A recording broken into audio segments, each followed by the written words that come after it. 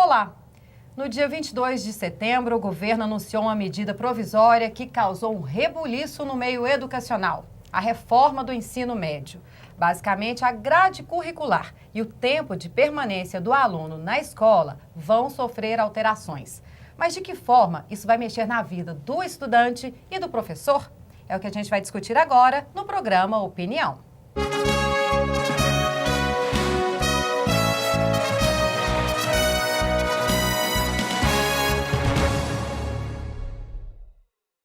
E para falarmos sobre a reforma no ensino médio, através de medida provisória, recebemos aqui, é claro, especialistas no assunto. Bia Lima, presidente do Sintego, Sindicato dos Trabalhadores em Educação do Estado de Goiás, muito obrigada. Muito bem. Também recebemos o professor Alan Francisco de Carvalho, presidente do Sindicato dos Professores de Goiás, rede particular. Muito obrigada, professor. Bom dia. Seja bem-vindo, Obrigado, bom dia. Bia já é assim, já vem muito aqui. E também, pela primeira vez, a professora Amone Nácia Alves, ela que é doutora em Educação e coordena o curso de Pedagogia da UFG. Muito obrigada. Muito obrigada, eu que agradeço. Bom, e vamos começar então, com o porquê dessa medida provisória. Qual que é a alegação, Bia, do governo, para a toque de caixa anunciar essa medida na reforma? A verdade é que surpreendeu a todos nós, trabalhadores de educação do país inteiro, porque nós já vimos debatendo as diretrizes nacionais curriculares já há algum tempo. Esta foi uma medida do MEC há cerca de 2 anos que a gente vem dialogando, construindo uma proposta diferente para o ensino fundamental e médio e, de repente, o governo surpreende a todos com uma medida provisória. Primeiro que surpreende por ser medida provisória. Não tem a urgência que uma medida provisória necessariamente teria, que são, inclusive, os motivos de existir uma medida provisória. E nada justifica isso.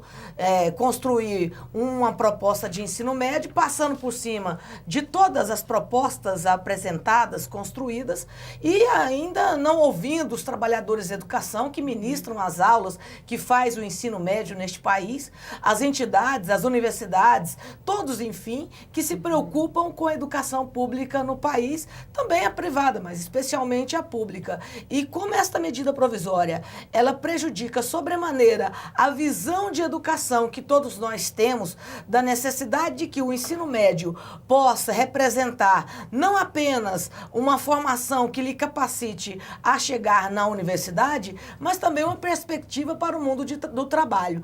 E isso foi jogado fora e, com certeza, essa medida, se for avante, nós estamos trabalhando para não ser, inclusive a CNTE, que é a nossa Confederação Nacional dos Trabalhadores da Educação, nós vamos recorrer ao Supremo para impedir que essa medida provisória vá avante. Nós estamos entendendo que é preciso ouvir os trabalhadores, é preciso ouvir os intelectuais da área para que a gente não erre. E até os alunos, Sim, fundamental escutar os estudantes, os principais interessados. E não foram ouvidos também. E nós precisamos, com certeza, de ter uma perspectiva que possa respeitar a possibilidade do estudante do ensino médio de chegar a uma universidade, de ir lá optar por um ensino superior, numa área, numa formação, numa condição profissional que possa, de fato, lhe dar condições de autonomia e liberdade pedagógica, educacional, profissional, intelectual e por aí mais, coisa que, com esta medida, nós teremos gravíssimos problemas, porque o principal que está embutido nessa medida provisória é, de novo, uma discussão que remonta à década de 70, com a 5692 de 71, onde colocava justamente os filhos da classe trabalhadora para ir direto para o mercado de trabalho, tirando da possibilidade de chegar às universidades, e nós estamos voltando no tempo. Essa é a verdade absoluta. É uma medida muito controversa, igual a professora Bia falou, não foi ouvida a população, os interessados maiores, que são os professores, os alunos. Mas a gente reconhece que tem que haver essa reforma, no ensino médio, muito conteúdo, um conteúdo denso que às vezes a pessoa não vai usar. A reforma é necessária, mas não dessa forma. O que o senhor acha, professor? Olha, eu acho que a minha colega Bia tem absoluta razão. Impressiona a forma autoritária, como que essa medida foi tomada, em relação a uma política pública e um aspecto da vida das pessoas que é essencial, A educação é sonho, é busca de emancipação social, mobiliza toda a família, né? A educação mobiliza milhões de trabalhadores da educação, professores, pesquisadores em educação, ou seja, a educação é aquele aspecto da vida social que, aliás, lá no artigo 6º da Constituição, é o primeiro dos direitos, não é? Do cidadão, é exatamente a educação. Ora, então, a maneira, primeiro, na forma, essa maneira absolutamente autoritária, não é? Ilegítima, não é? Até porque nos governos anteriores a educação foi tratada como questão de primeira, não é? Uma prioridade absoluta. Nós tivemos uma conferência, professor Amoni, de educação em 2010, foi a primeira conferência de educação que o Brasil fez. Depois fizemos outra em 2014, exatamente. E isso 15 anos depois praticamente da LDB. Né? Ora, então, quase que do nada, né, nos chega uma medida provisória de um governo que nós consideramos ilegítimo. Né? É ilegítimo esse governo, ele não pode fazer isso, a não ser dessa maneira autoritária. Né? Um governo que supostamente é um governo que assume em função de um impeachment, mas que não foi o seu Temer, quando vice da presidenta Dilma, não foi eleito para fazer essas propostas, fazer essas medidas com relação à educação. Não foi isso. Qual foi a alegação? O programa foi outro. Outro dia até o próprio Cunha estava dizendo, falou, olha, o governo Temer está assumindo um programa aí que não foi o programa do pleito eleitoral, né, que elegeu a presidenta Dilma. Então, a primeira coisa é a questão da forma, né? Essa forma absolutamente autoritária. E depois, com relação ao que modifica na LDB. Pois é, porque a gente quer saber o que muda, porque, gente, é para o ano que vem. Isso. Né? É para agora, é uma medida provisória e já valeria para o ano que vem. Exatamente. Por exemplo, a questão do notório saber, Bia, professora Amoni, do notório saber. Isso. Pois que é, isso? explica pra gente o que é, professor. Isso. O que é o notório saber? Olha, o notório saber, eu Professora acho que é a grande perversão dessa medida, né? É aproveitar, primeiro, desconsiderar todo o percurso formativo da universidade. Nós temos excelentes universidades no Brasil. Formamos professores há décadas, né? E aí o que acontece? Nos sistemas de ensino, onde não tenham professores em algumas áreas, por exemplo, tem áreas que são muito problemáticas. Física, por exemplo, né? Ciências da natureza, que tem física, química, biologia. Então, o sistema de ensino pode designar uma pessoa que não tenha necessariamente a formação em licenciatura para ser professor e pode ministrar essas disciplinas. Então, a gente percebe que, amarrada ao notório saber, tem uma coisa, professor Alan, muito mais grave, que é a questão do sistema de ensino definir qual será o itinerário formativo. O itinerário formativo é uma coisa bastante complicada. Por quê? Porque pode, por exemplo, alijar o conhecimento dos alunos. Veja só, hoje a formação do ensino médio é 2.400 horas, né? Então, o que vai acontecer agora? Terá uma formação básica de 1.200 horas. Então vai né? diminuir? Vai diminuir, 1.200 a formação básica, mais ou menos 1 ano e meio. Depois de 1 ano e meio, o aluno vai fazer o que eles chamam de itinerário formativo. Então, 1.200 horas serão desse itinerário formativo. Acontece que uma das críticas que a gente faz é que o ensino médio ele não tem preparado os alunos para esse conhecimento básico e necessário à formação humana. Então, como é que a gente vai reduzir isso? E aí eu pergunto, como é possível, por exemplo, alguém que não estudou ciências da natureza, que não estudou física, química, biologia, que já não vai ter um professor com formação específica e, de repente, escolher, por exemplo, estudar linguagens e não ter acesso a esse conhecimento. Então, são coisas muito graves, Fora né? que tem matérias que são atreladas, né? São atreladas, Então... são parte da formação da educação básica. Então, assim, tanto o notório saber como a construção dos itinerários formativos é algo que nos agride frontalmente. E nesse caso do notório saber, do ponto de vista trabalhista, para nós é mais uma afronta ainda. Significa que vai buscar alguém, sabe lá quem, para dizer que tem notório saber, justamente para não precisar de fazer concurso. E o pra salário é continuar. menor, né? O salário pode ser menor ou não, dependendo das relações que essa pessoa venha a ter. E esse notório saber nós questionamos, porque é a porta, é a janela para você entrar para o sistema educacional sem as devidas condições e prerrogativas que a Constituição exige, inclusive de concurso público. Então, é a legitimação dos contratos temporários e, inclusive, formalizados através do notório saber. É um gravíssimo problema, é uma afronta aos profissionais que estudam, se qualificam para buscar um mercado de trabalho. E justamente porque desmotiva, né? Fala, Claro, pra que eu vou formar, né? Pega um Eu tenho outro que notório nunca saber. estudou e, entre aspas, pode ser intitulado como notório saber, porque como é que você quantifica, mensura notório saber? E quem vai mensurar o Quem notório vai? saber? Justamente. É a universidade? Quem? É o sistema de ensino? Exatamente. Bom, É um problema a gente- sério isso. Vamos saber daqui a pouquinho, depois do intervalo. Inclusive, a gente tem um VT, uma reportagem que a Kathleen fez. Ela ouviu a Secretaria de Educação sobre o assunto. Daqui a pouquinho, depois do intervalo.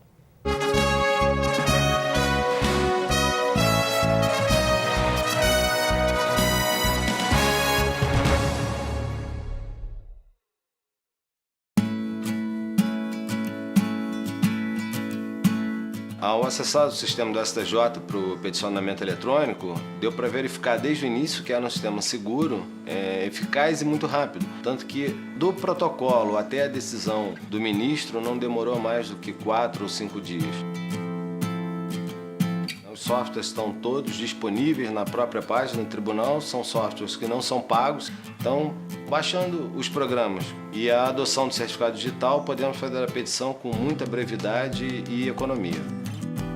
O fato de ser pioneiro foi interessante, porque o próprio site do STJ foi pioneiro, já estava no ar há mais de uma semana. Então eu até atribuo o fato de ter sido o primeiro a peticionar eletronicamente uma grande coincidência.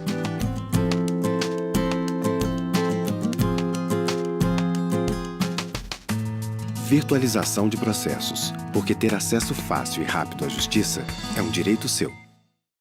Você fica constrangido quando encontra uma pessoa com deficiência? Então, está na hora de mudar. Deficiência não é doença e essas dicas são para você. Ao encontrar uma pessoa cega, toque em seu braço e se apresente antes de começar a conversa. Para caminhar, coloque a mão da pessoa cega no seu ombro ou no cotovelo dobrado. Deixe que ela acompanhe o seu corpo e avise com antecedência sobre a existência de barreiras. Nunca faça carinho ou dê alimentos ao cão-guia. Ele está trabalhando para o cego e não pode ser distraído. O cão-guia também pode entrar em qualquer ambiente público. É um direito garantido por lei. Cidadania é saber conviver com as diferenças.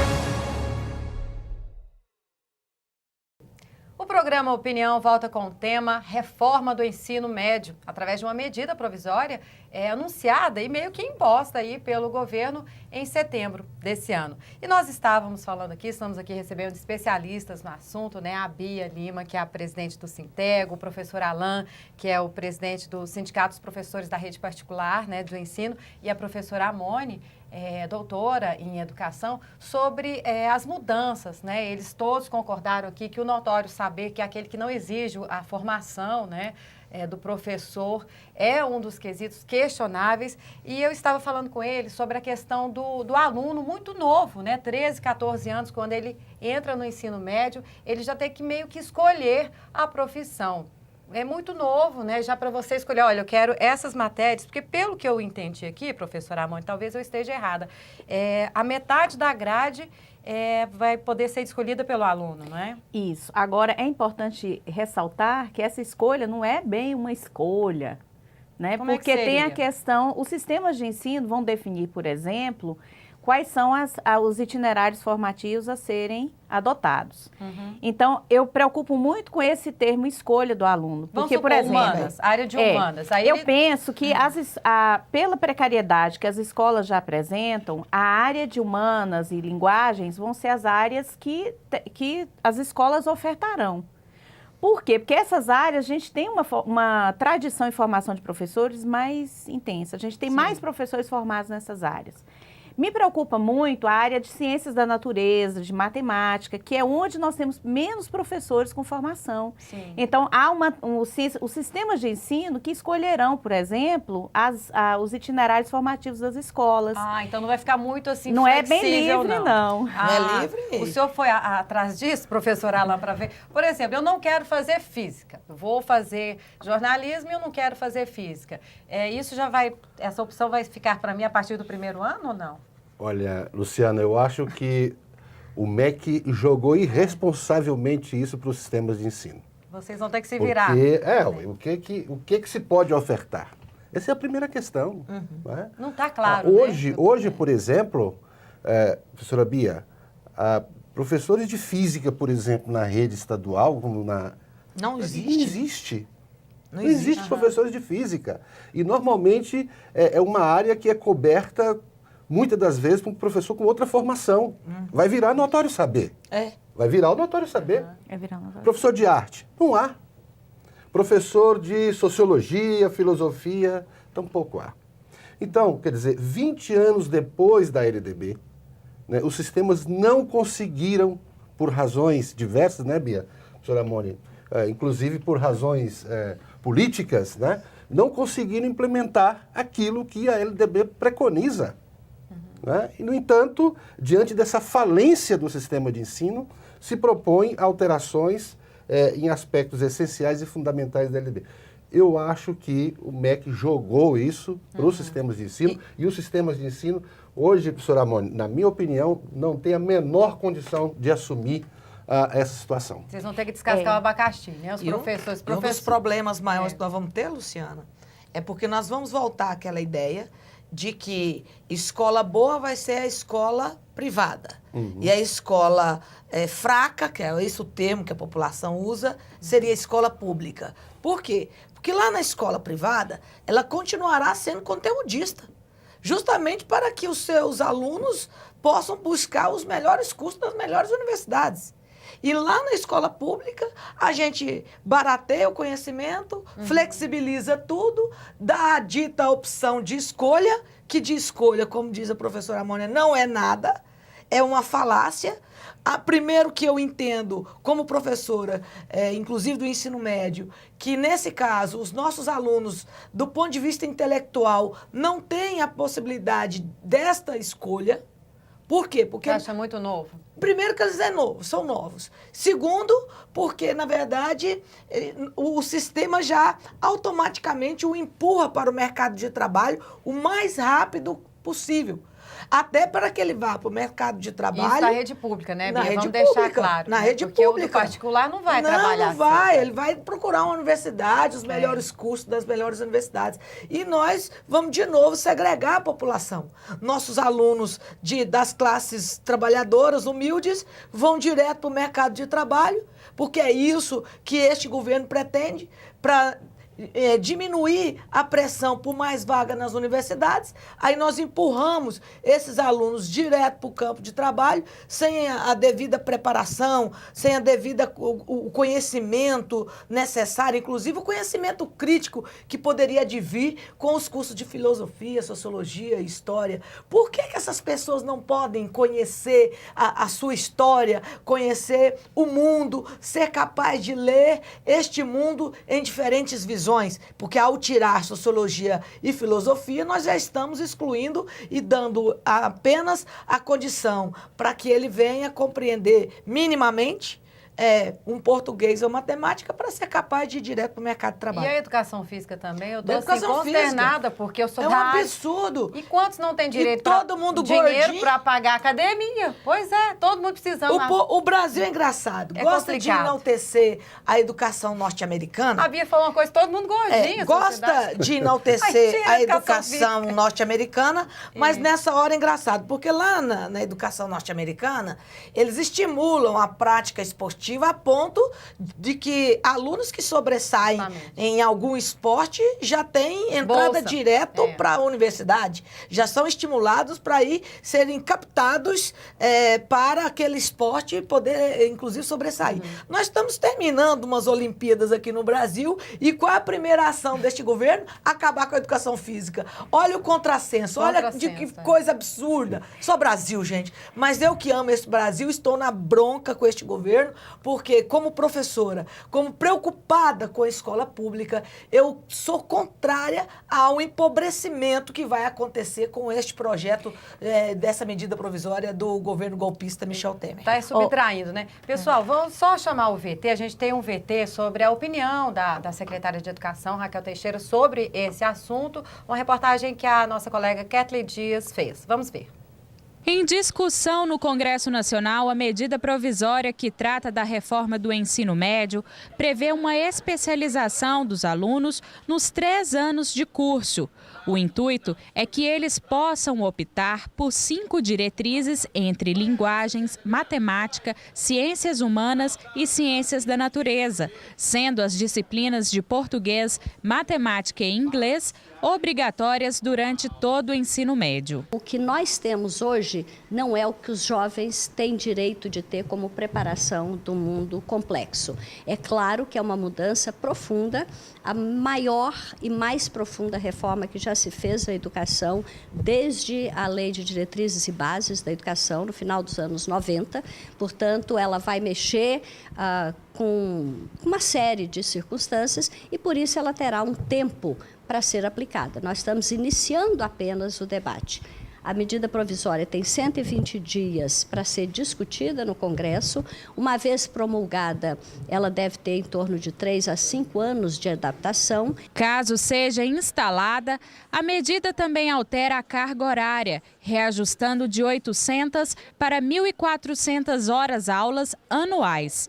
De acordo com a secretária, 30 escolas em Goiás poderão aderir ao novo sistema a partir de 2017. Eu destacaria 4 principais mudanças na reforma: alteração curricular, flexibilização, tempo integral e formação básica dentro do ensino médio. A mudança altera a estrutura do ensino médio. No entanto, leva professores e alunos a questionarem como será na prática e de que maneira essas alterações contribuirão com a qualidade do ensino no Brasil. Pensar agora numa estrutura de ensino com apenas, eu acho que 3 ou 5 disciplinas de um tronco comum é uma revolução, mas ao mesmo tempo gera um receio muito grande.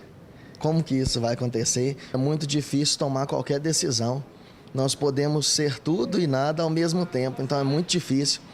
Isso faz com que cada decisão, que já é difícil ser tomada, que o jovem já tem muita dificuldade em tomar, fique mais complicado. Na hora, atualmente, fazendo o ensino médio com todas as disciplinas, que são as 12, já é complicado quando sai de um curso de engenharia para ir para um curso de medicina, voltar para o cursinho, estudar de novo. Imagina para o aluno ter que escolher qual vai ser o tronco, ou não, quais vão ser as matérias optativas. São mudanças que já deram certo em outros países, mas convém lembrar que são países desenvolvidos. Quando você compara, por exemplo, a Austrália, onde implementaram essa mudança, Japão, onde implementaram a redução de 30% na grade, é interessante, você vai realmente descarregar o aluno de informações hoje vistas como desnecessárias. Você vai enxugar realmente essa grade. A preocupação pessoal, a minha enquanto professor, é como é que o ministro da Educação, apoiado no nosso atual presidente Michel Temer, quer que um aluno de primeiro ano, com seus 13 anos, 12 anos de idade, defina sua área de atuação profissional. Uma das justificativas para as mudanças é o baixo desempenho em disciplinas como português e matemática. No último Exame Nacional do Ensino Médio, o Enem, a nota média em matemática foi abaixo de 500 pontos. O fator é preocupante, segundo o professor dessa matéria no Colégio Planeta, Célio Knupp. No entanto, ele destacou que o baixo desempenho reflete uma deficiência no aprendizado desde a base escolar. O problema da matemática vem lá do prézinho, da alfabetização lá, quando quem começa a ensinar o aluno a matemática é uma pessoa que não gosta de matemática. Você pega aquelas tias que ensinam lá no começo, elas têm pouca habilidade, elas não gostam de matemática, elas têm dificuldade, e isso já começa a vir junto com os alunos. Chegar agora e querer resolver não dá muito certo, não. Vai melhorar. Com certeza, você começa a dar mais aulas e tem que mudar a estrutura de aula. Esse tipo de estudo que a gente dá da matemática é muito ruim. Eu ensino um menino a matemática pela matemática só. Eu não ensino ele a matemática do dia a dia, a matemática que vai dar prazer para ele. Então, assim, uma mudança ajuda? Ajuda, mas não resolve o problema nunca. Isso é um problema que vai levar anos para ser resolvido e tem que começar lá na base.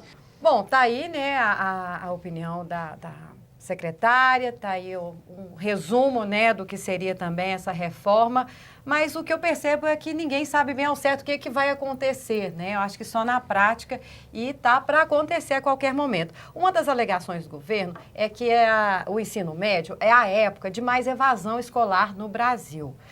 Realmente quando se perde mais os alunos para o mercado de trabalho, como a professora Bia falou. Mas seria esse um motivo tão assim para fazer essa reforma tão rápida? Professora Amone, vai. Fala. Olha, pra gente. Eu penso que tem uma coisa bem interessante, assim, que é jogar na questão curricular um problema que é da sociedade. E aí eu pergunto, não seria mais fácil criar políticas públicas, né, para que esses alunos não precisem trabalhar tão cedo? Criar formas alternativas de resolver essa situação sem precarizar ainda mais o ensino médio? Então, assim, a escola não pode ser responsabilizada por um problema que é da sociedade como um todo. Pensar alternativas sociais para resolver essa questão, né? Porque a gente está precarizando cada vez mais o currículo. E aí, Luciana, me preocupa muito dizer assim, o aluno não gosta da escola que estuda, ele não vê sentido no que ele vê. Porque até hoje nós não conseguimos, por exemplo, implantar de fato as diretrizes curriculares nacionais, que tinha uma coisa que era bem interessante, que era a não hierarquização dos saberes, do conhecimento. Então, isso já era muito rico, né? E eu fico pensando, assim, que me preocupa muito, é um aluno do ensino médio chegar numa escola que não vai ter mais uma quadra esportiva, que não vai ter um laboratório de química ou de física, que não vai ter acesso a uma sala de artes. Ele já não tem acesso. Mas, assim, a gente tirar de vez a possibilidade de ter isso numa escola pública.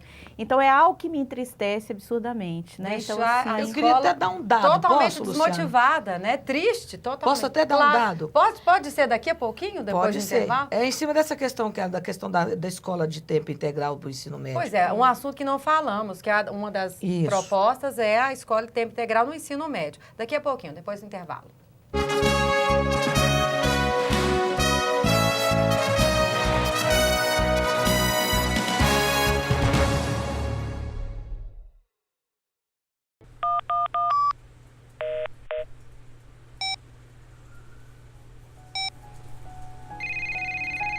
Alô?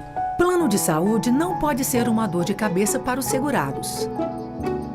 Adiamento de consultas e cirurgias já marcadas, reajustes indevidos, recusa de cobertura, descredenciamento de prestadores de serviços e erro médico são algumas situações enfrentadas. O plano de saúde deve garantir o acesso do cliente aos serviços e procedimentos obrigatórios. Procure sempre mais informações sobre os seus direitos. Dignidade e respeito. Direitos do consumidor. Superior Tribunal de Justiça. O Tribunal da Cidadania. Ela quer ser rainha, modelo e professora. Tudo na mesma brincadeira. Quer estudar, se formar, virar cantora. Cantora não, engenheira. Quer fofocar com as meninas, comer doce, ganhar presente e ter uma cama para dormir toda noite. Para realizar tudo isso, o Cevam precisa de ajuda. Quer ajudar? Acesse www.cevam.com.br e ajude o Cevam a continuar ajudando muita gente.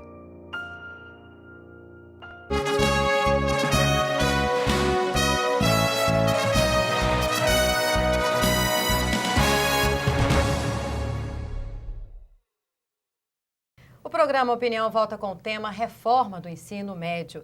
E nós estávamos falando aqui sobre algumas mudanças, né? Por exemplo, a retirada de algumas disciplinas muito importantes, né? Para a formação do cidadão, a educação física. A professora Amone preocupada, né? Com a retirada das quadras das escolas, uma aula de arte.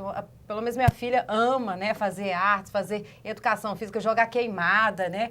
E no ensino médio, muitos alunos não têm condição de pagar uma academia. Pensa na retirada dessa disciplina, né, professora Professora Bia, qual que era o ponto? Nós estamos preocupados porque nós entendemos que é preciso fazer algumas pesquisas.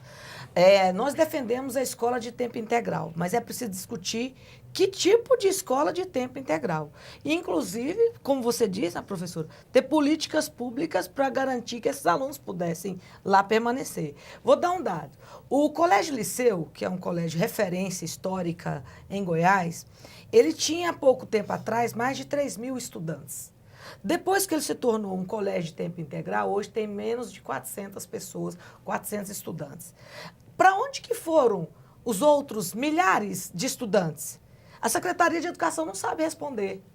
Para onde que esses alunos foram? Cadê esses meninos? Então, nós precisamos preocupar, porque nós precisamos oferecer uma escola de tempo integral? Sim, acho que sim. Nós achamos que é importante para essa moçada.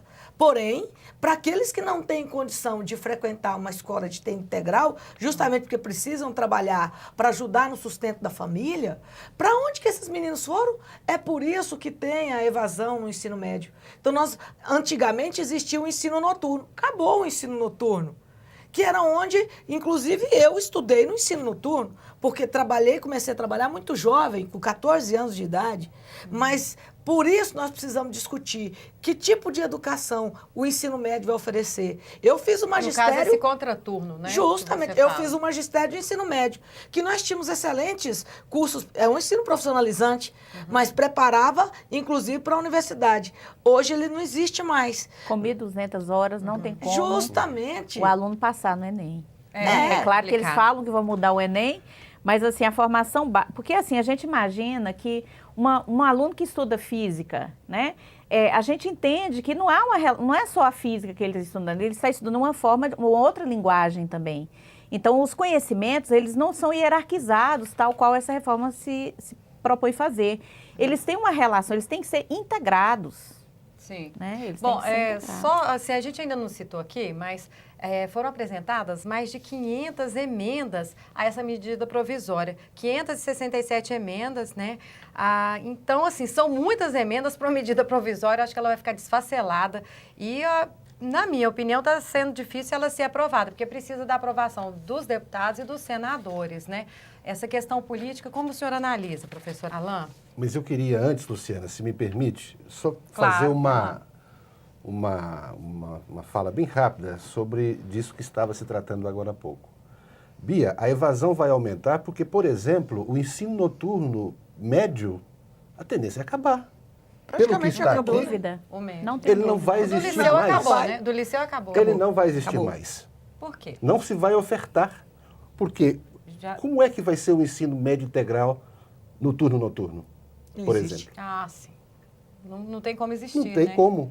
E numa sociedade em que eu, como Bia, também iniciei a minha vida de trabalho aos 13 anos de idade. Todos nós, também. a Moni também. 14 anos de O idade. meu foi um pouquinho, que o Brasil 17, mudou? mas foi cedo também, Mudou né? tanto a ponto de... Não é isso que a gente vê. A leitura de realidade que nós fazemos é que o adolescente hoje está aí no trabalho, no dia a dia e tudo mais e tal. E o outro aspecto que eu queria destacar é que finalmente eles conseguiram quebrar a noção de harmonia dos gregos, que articulava mente com o corpo. O fim da educação física mente sana, significa essa ruptura, né, professora Mônica? Esquecemos o corpo agora, vai ser conteudista e o conteúdo formação é que é o para os testes. fundamental. Eu não posso falar nada, que eu sou da área sou formada em educação física, eu estou indignada com essa alteração, então é melhor deixar para vocês mesmo, porque, igual ele falou, corpo são, mente sã, é uma formação íntegra, né? Com relação às emendas, professor. Com relação às emendas, 567. Certamente foi ontem, foi até 8 horas da noite, a propositura de emendas. Até o dia 29 de setembro, né? Só para a gente deixar aqui, 29 de setembro foi o último dia de apresentação de emendas de deputados e senadoras. Era até às 8 horas da noite, foram apresentadas esse número exorbitante de 567. A proposta, né, vai ser ainda criada uma comissão especial no Congresso Nacional para discussão. Muita gente não sabe o que vai mudar, o que pode mudar. Então, essa comissão ela vai ser criada por deputados e senadores justamente para discutir melhor. Mesmo assim, né, já o ministro Luiz Edson Fachin está justamente questionando. Ele, inclusive, apresentou um relatório, né, questionando, né, essa emenda. E vai chegar lá também a representação, o pedido da CNTE para que possa suspender essa medida provisória. Sim.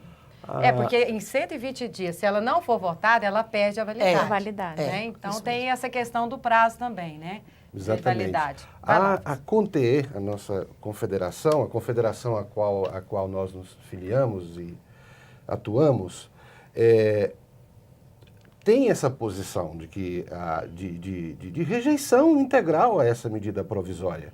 No entanto, como ela foi, né, para receber emendas, nós apresentamos emendas, emendas supressivas, no sentido de resgatar a LDB que a medida provisória destrói com ela. Engole total. Exatamente. A gente não falou, mas mexe no Fundeb também, né? Mexe no financiamento. No Plano Nacional de Educação. No Plano Nacional de Educação. Quer dizer, a sociedade toda foi mobilizada para construir coletivamente um Plano Nacional de Educação com toda a diversidade que nós temos de pensamento, né, professora Mônica? E, no entanto, numa canetada... E ninguém foi ouvido, né? Não, aqui não teve, né? Então, a CONTE rejeita a medida provisória, não tenha dúvida, mas, diante da possibilidade de discussão que vai ser apresentada no Congresso Nacional, nós apresentamos emendas supressivas exatamente para poder recuperar a LDB que a medida provisória liquida. A CONTE, pessoal, só para eu entender, o professor Alan faz parte, né, a Confederação Nacional dos Trabalhadores do Ensino, no caso nacional, em estabelecimentos de ensino privado. Ele é diretor também da exatamente. CONTE. Aqui é chique, né? A gente chama tem pessoas especialistas tem aqui. CNTE, tem CONTE. Exatamente. Bom, para finalizar, nosso tempo está acabando, eu gostaria então de agradecer, né, a presença de todos vocês aqui, torcer, né, que caso seja mesmo aprovada, que seja o melhor, né, para os alunos, para os estudantes e também para os professores que sofrem muito, né, já tem baixos salários e ainda apertar mais a carga horária, diminuir, né, o horário de aula também. Tem problema seríssimo com isso, Luciana. Isso, a Bia estava falando aqui que muita gente vai ficar desempregada, vão ter que ficar pulando de escola em escola, 3, 4 escolas, para dar conta de ter, no mínimo, a sua jornada de trabalho garantida pelo qual o concurso que ela fez. E isso vai ser um prejuízo do ponto de vista da qualidade, do ponto de vista do trabalhador, do professor que está lá no dia a dia. Então, vai ser um problema sério que nós vamos enfrentar. O mínimo a população tinha que ter sido ouvida. Então, muito obrigada, Bia Lima, presidente do Sintego. Nós agradecemos e cumprimentamos, Luciana, pela iniciativa de trazer aqui este importante debate, que envolve, como você mesma disse, toda a população, não apenas de Goiás, do país inteiro. Então, nós estamos trabalhando. E só para encerrar, dia 20, o Fórum Estadual de Educação de Goiás vai estar fazendo Dia 20 de outubro. Dia 20 de outubro, lá na Faculdade de Educação, nós estaremos debatendo tanto a questão da reforma do ensino médio, como a questão das OS, como a questão, inclusive, da PEC 241, que é um problema sério, porque congela os investimentos na educação e saúde por 20 anos. Nós vamos debater isso. Então, são uma série de problemas, inclusive a lei da mordaça. É uma série de problemas que nós estamos a enfrentar e todas as entidades pertencentes ao fórum estaremos debatendo no dia 20, às 9 horas da manhã, na Faculdade de Educação. Ok, então vamos participar, né? Quem é da área e quem não é também, porque é interesse nacional isso aí. Agradecer também a presença aqui do professor Alan Francisco de Carvalho, do Sindicato dos Professores de Goiás, da rede particular, pela presença, né? O senhor também está até meio triste, né, com essa medida. E outra coisa, a gente não falou, gente, isso pode causar aumento para o ano que vem, né? De 15%. Nas escolas. Notícia ruim aí no final, das né, escolas professor? Privadas. Das né? escolas privadas. Né? Exatamente, Luciana. Primeiramente, eu agradeço pela oportunidade de participar desse importante veículo aqui do nosso estado, que é a TV Assembleia. Agradeço a companheira Bia, a companheira Amone, professora Amone, pela oportunidade também de discutir tema de tamanha relevância hoje para nós. Não é? Então, nós nos colocamos à disposição, vamos fazer mais debates. Eu acho que isso é importante que todos tenham conhecimento do teor dessa medida provisória e o que ela vai causar, inclusive os empresários, os chamados empresários da educação, aí no país, já estão alardeando que haverá aumento, e eu já ouvi falar em 15%, 25%, até 50%. Em plena crise, né? Exatamente. A gente não está conseguindo pagar as escolas, já pensou? Obrigado. Muito obrigada ao senhor. Agradecer também à professora Amônia Inácia, que ela é doutora em educação, coordena o curso de pedagogia da UFG, está ali, né, na sala de aula, acompanha esses jovens, né, de perto, né? Muito obrigada. Eu queria agradecer e dizer, assim, que esses últimos tempos, muito difíceis para nós da universidade, mas a gente tem aprendido muito com os alunos que fazem o ensino médio, né? Eles passaram por um processo de ocupação de escolas, né? Então, eles têm ensinado a gente que a mobilização é importante. A escola pública, a escola de qualidade, ela tem que ser uma luta de todos nós. Então, a sociedade deve se mobilizar por esse projeto de sociedade. Sim. Então, eu acho que debates como esse só enriquecem essa discussão. Muito obrigada. Só, Luciana, me permita uma última questão. O Sindicato de Professores do Estado de Goiás representa os professores que atuam nas escolas, instituições de ensino privados. Sim. No entanto, é resolução nossa de Congresso que nós nos posicionamos favoravelmente à educação pública e de qualidade e a defendemos. Claro. Parabéns, Amor. É um direito de todos, né, a educação. Inclusive, eu acho que tinha que ser pública para todo mundo, né? E de qualidade. E de qualidade. Com profissionais bem formados. Qualificados, valorizados. Eu vim de escola pública e tenho 2 cursos superiores públicos também. Aliás, a ANP não trata em nenhum momento de valorização do profissional. Justamente. Desconsidera a meta 15. Desconsidera, exatamente. Gente, muito obrigada pela presença de vocês. Obrigada a você também que está em casa, pela audiência. Continue com a gente pelo canal 8 da NET ou pelo nosso site. Até mais.